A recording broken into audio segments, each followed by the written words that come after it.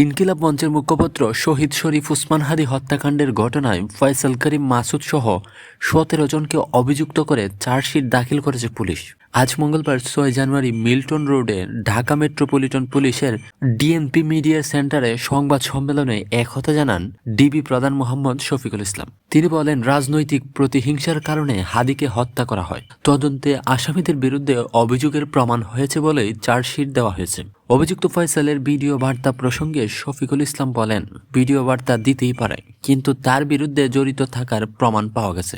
এর আগে সোমবার 5 জানুয়ারি স্বরাষ্ট্র উপদেষ্টা মোহাম্মদ জাহাঙ্গীর আলম চৌধুরী মামলাটির চার্জশিট বুধবারে 7 জানুয়ারির মধ্যে দেওয়া হবে বলে গণমাধ্যমে জানান।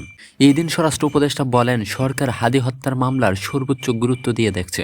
মামলাটি দ্রুত বিচার ট্রাইব্যুনালে হস্তান্তরের সিদ্ধান্ত নেওয়া হয়েছে। এই সরকারের মেয়াদেই এই হত্যাকাণ্ডের ন্যায় বিচার নিশ্চিত করা হবে।